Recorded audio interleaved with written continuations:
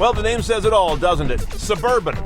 And that's what this vehicle's attuned to. Not something you want to pilot through small city streets, but if you've got a big family with big amounts of stuff and maybe you're big people on top of that, this is America's SUV.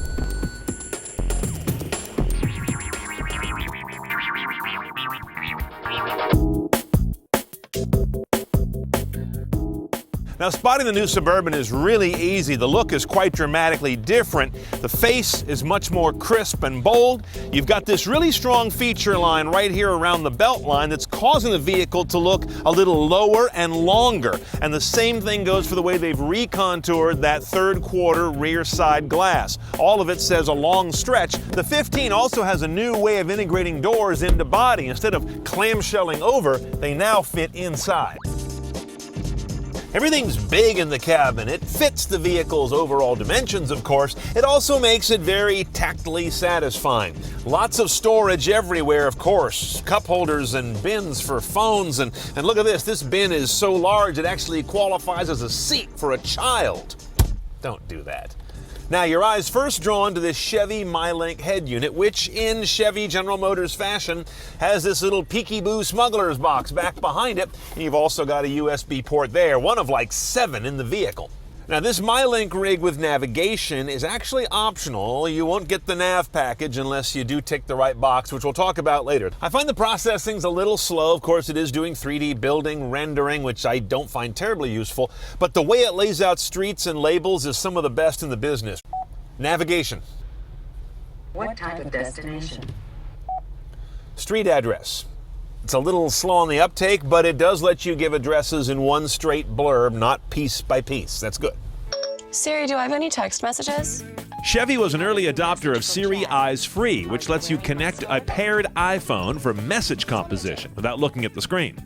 Otherwise, app support on this vehicle is basically Pandora predictive music, Stitcher podcast streaming, and TuneIn live radio station streaming. Beyond that, your media sources are pretty much everything you want. You've got CD, iPod, USB jack, SD card slot, which plays video, by the way, though a little bulkily in this case. Bluetooth streaming, obviously. And in this car, we have a rear seat entertainment system as well. We'll look at that in a second. Meta-tag layout is really good, and I like the fact that all the touchscreen buttons, like everything in this car, are big and easy to access. I just keep getting bedeviled by the slow processing of everything. Now, through Onstar, this is going to be one of the first vehicles out that has an integrated 4G connection. Our vehicle doesn't have it yet. We're shooting in mid-2014.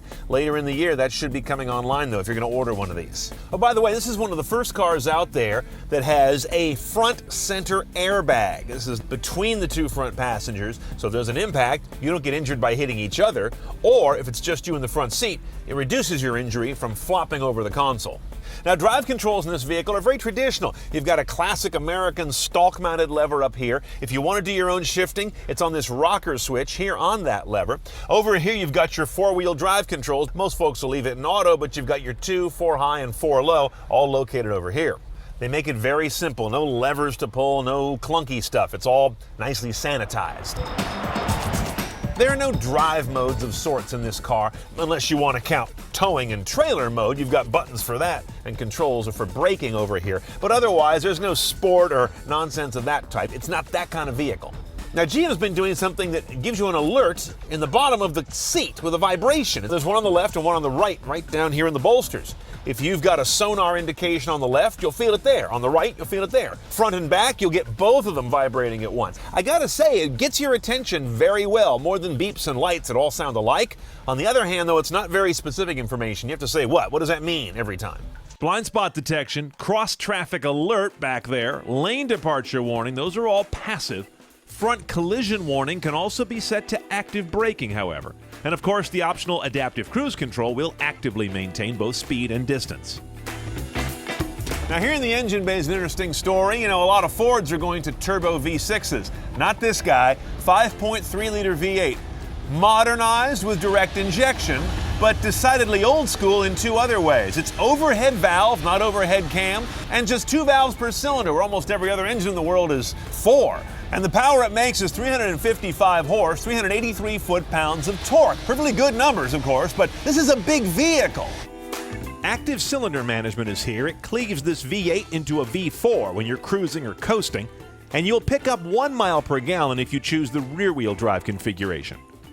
Driving this new Suburban tells me everything I need to know about General Motors market research. And here's why.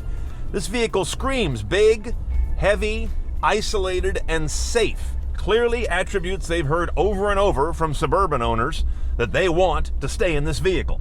It's got a fair amount of power, as we notice, but it's not responsive to the throttle. Steering is isolated as well.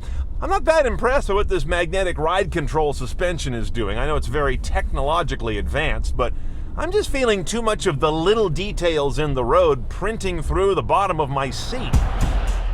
But this is your classic original SUV. Big, high riding, in command, and lots of space and burliness.